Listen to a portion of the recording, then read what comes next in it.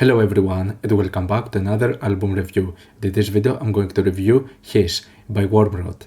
The Singaporean grindcore band are back with their fourth full-length album, almost 6 years after the release of their critically acclaimed Voices, which would easily be considered to be possibly one of the most important grindcore releases of the past decade. Wormrot as a band does not go into this style of grindcore that is known for its ridiculousness with its themes and the overall instrumentation. They're a much more technical band with a more professional sound, and is possibly some of the best stuff that we've seen from EARACHE Records recently, because EARACHE is a label that in recent years has gone really downhill. So Wormrot really feels like the greatest thing this label has put out for years, and Hiss over here is another album that is released by EARACHE, and it's another pretty masterful release when it comes to its production and its overall performances. It is a quite technical album, there are some quite intense and energetic moments, though I'd say that in comparison to their previous works, Hiss feels a little bit toned down. It is a bit of an easier album to approach, and I would actually say that this already marks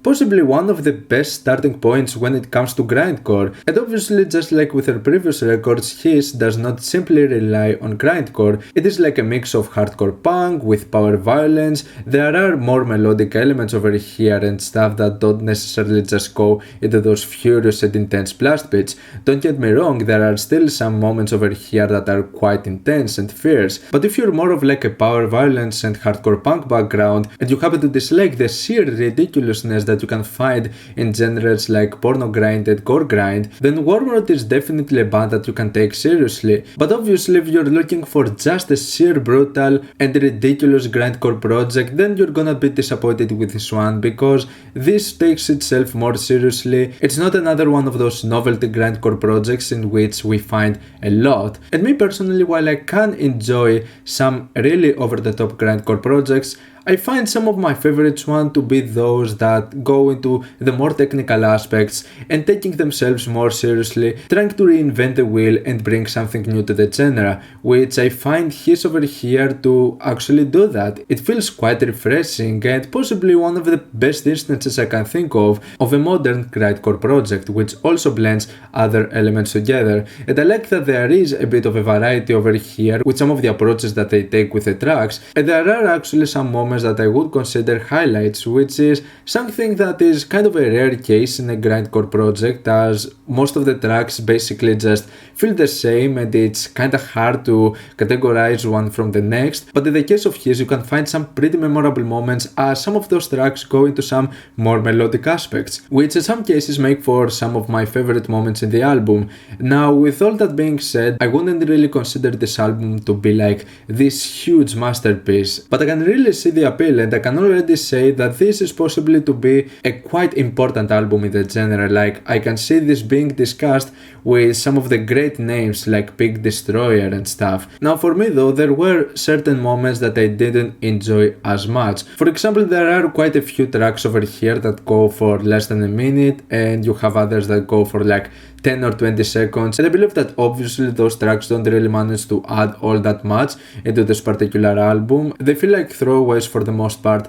And also there are tracks like Pale Moonlight and All Will Wither, which kinda do something technical, but in my opinion it doesn't really work all that well. They have a sort of a minimal drumming to them, and they just build up for something that never really comes, because the tracks are really short and you just have this build up that basically leads to the next track, but those individual moments by themselves don't really add all that much and don't really do that much for me, as they just sort of prepare you for a build up that comes to the next songs. And also for me, the track Behind Closed Doors ended up being one of my least favorite moments in the album. Even though this was the first teaser, this didn't really leave that much of an impression on me. I wasn't really that much compelled by this.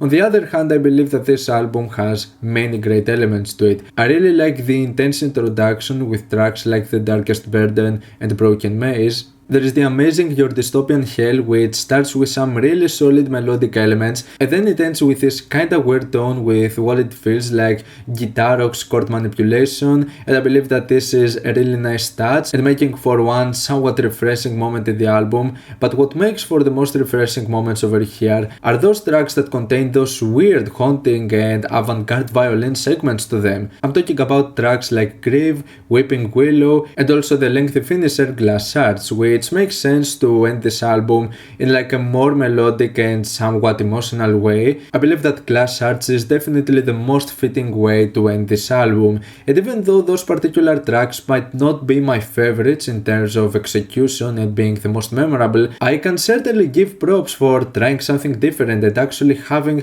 something quite refreshing to them. I believe it's nice to see elements like this being added to grindcore tracks. And another track that I would consider highlight due to its amazing melodies, especially towards the beginning, is Desolate Landscapes. So for me there are certainly many things to appreciate about his. I believe that this is possibly going to be an essential in grindcore music. It is an easy album to get into and possibly one of the greatest starting points if you're not that much familiar with grindcore, due to its clean and pristine production, the solid performances and the very nice technical elements, and also managing to have various aspects throughout its runtime. At the end of the day I just find it to be a pretty decent grindcore release, but I can definitely see the appeal behind it. I'm gonna give his a 7 out of 10.